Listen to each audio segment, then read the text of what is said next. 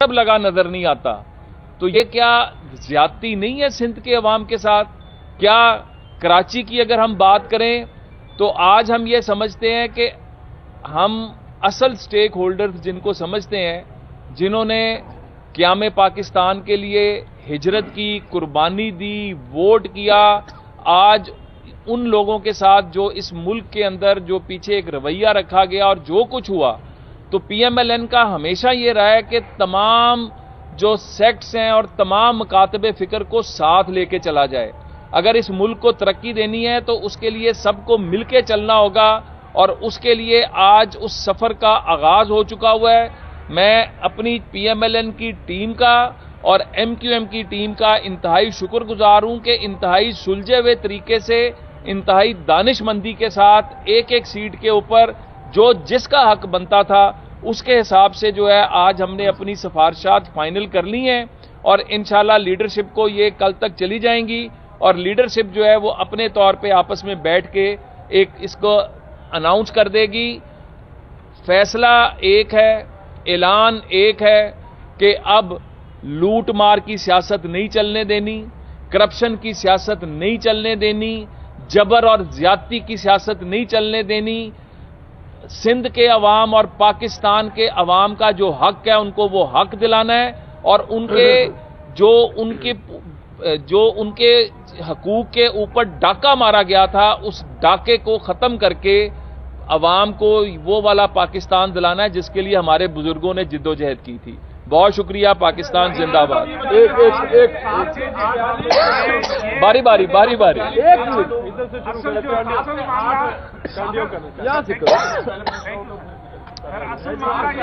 چلیں آنے دیں ان کو بولے. رانا صاحب 7 سے 8 دور ہو چکے ہیں، آپ لوگ یہ طے نہیں کر سکے کہ این اے 242 پر کس کا حق ہے. یہ آپ کا خیال ہے؟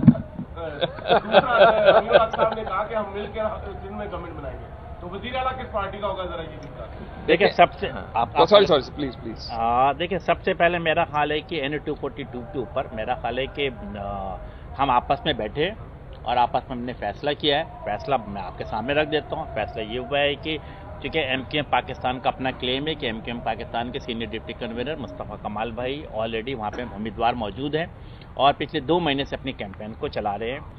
ہمارے پی ایم ایل این کے ساتھیوں کی طرف سے آیا کہ شہباز شریف صاحب پچھلے الیکشن میں آلموسٹ نمبر 1 تھے، ٹھیک ہے، ان کو زور زبردستی سے ہرایا گیا. ہم نے کیا فیصلہ کیا؟ ہم نے فیصلہ باوقار فیصلہ کیا ہے کہ ہماری طرف سے چونکہ یہ چیز ٹھیک ہے مصطفیٰ کمال بھائی کو ہونا چاہیے، ان کی طرف سے تھا کہ شہباز شریف کو ہونا چاہیے، تو ہم نے باوقار فیصلہ کیا.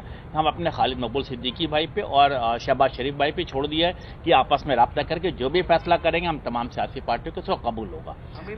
دوسری بات بھی تھی، دوسری بات کی کہ آئندہ وزیر اعلیٰ کون ہے. دیکھیں ایم کیو ایم پاکستان اور پی ایم ایل این نے وسیع القلبی کے ساتھ ایک جمہوری طریقہ کار کے عین مطابق میرا خیال ہے کہ آپس میں ڈسکشن کیا ہے. اور یہ بات آپ نے جو پوچھی ہے معروضے کی بنیاد پہ پوچھی ہے. میں سمجھتا ہوں کہ 8 فروری کو ہم الیکشن ہونے دیں. الیکشن ہونے کے بعد جو جمہوری طریقہ کار ہے، جمہوری طریقہ کار کیا ہے کہ جس سیاسی پارٹی کا زیادہ ایم پی ہوگا اس کا حق بنے گا کہ وہ وزیر اعلیٰ لے کر آئے.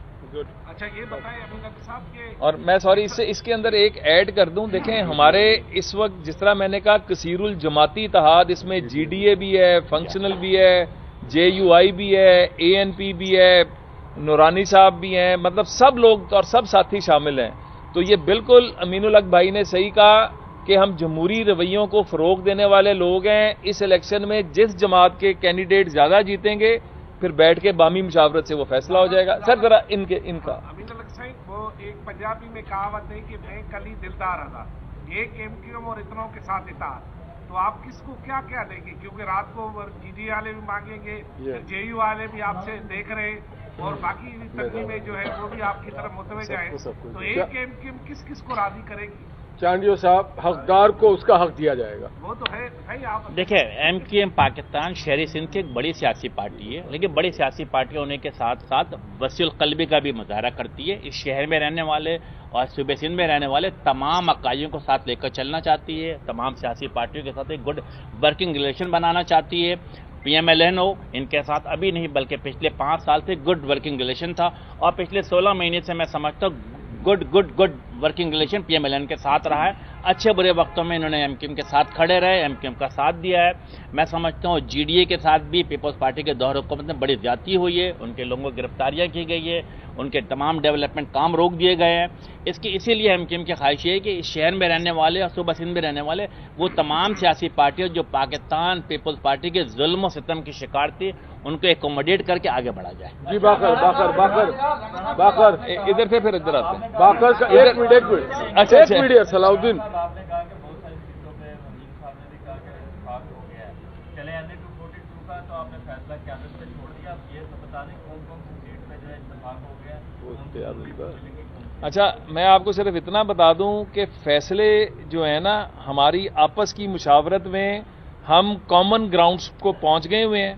फैसला करने का अख्तियार लीडरशिप का है, हमारी लीडरशिप का भी और इनकी लीडरशिप का। जो हमने काम करना था वो कर दिया है और बड़े अच्छे तरीके से किया। इंशाल्लाह जब ये फैसले अनाउंस होंगे तो, क्योंकि ये कराची के फैसले हो रहे हैं, तो कराची के अवाम को खुशी महसूस होगी कि वो नुमाइंदे आए हैं जो डिजर्व करते थे।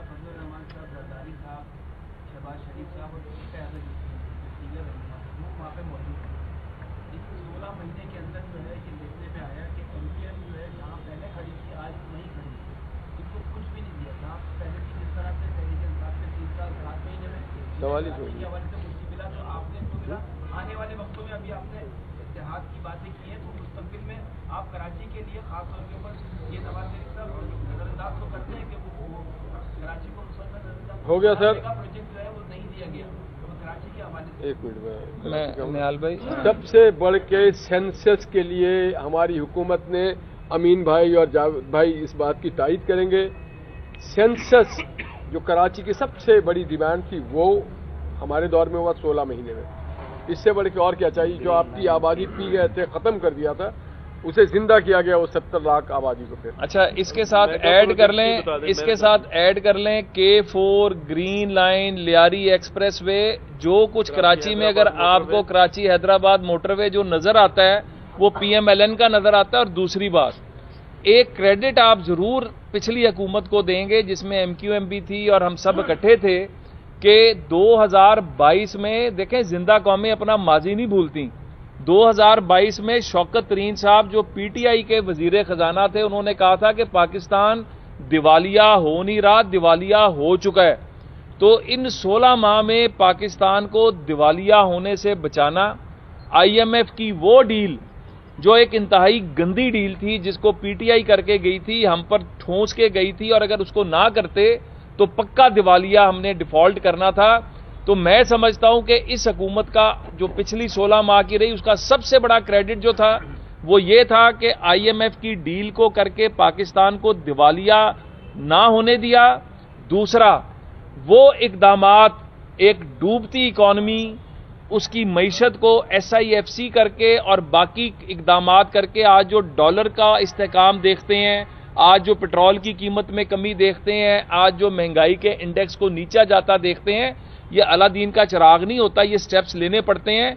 और आज उससे बड़ी जिम्मेदारी है, ये इलेक्शन जो है ये सिर्फ इलेक्शन नहीं है, ये पाकिस्तान की बका, इस्तेहकाम और खुशहाली के दोबारा सफर का आगाज है इंशाअल्लाह ताला। अच्छा अमीन भाई, ये बताइएगा कि हमने ये देखा है कि MQM जो है वो मुतअद्दिद पार्टियां उससे राब्ता कर रही हैं सीट एडजस्टमेंट के लिए, लेकिन अभी तक किसी से भी ऐलान नहीं किया गया। साथ भी बैठक है, आप कुछ भी कहें लेकिन डेडलॉक तो बरकरार ही लगता है कि है।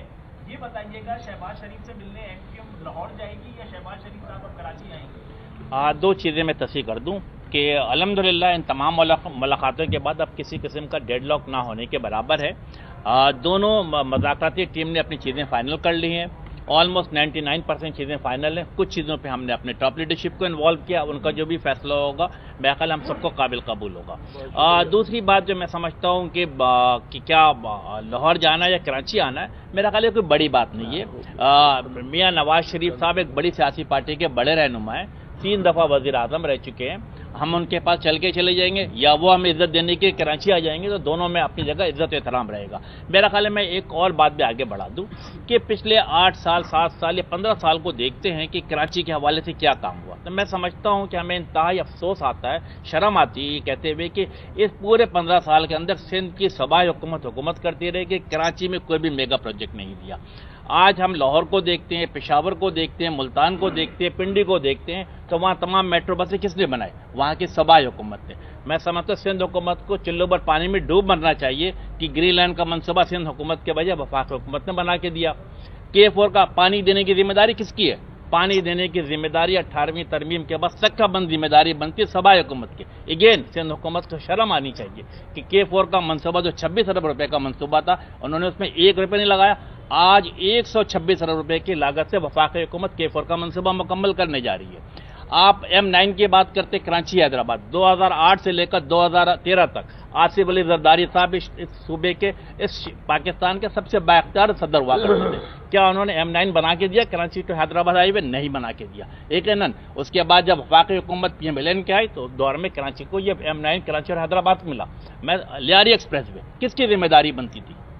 صوبائی حکومت کی ذمہ داری بنتی تھی، لیکن صوبائی حکومت کے نااہلی بےحسی کراچی دشمنی کے بنا پر بھی یہ منصوبہ وفاقی حکومت نے مکمل کیا۔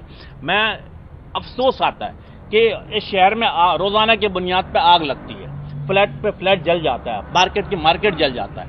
فائر ٹینڈر کس کی ذمہ داری تھی؟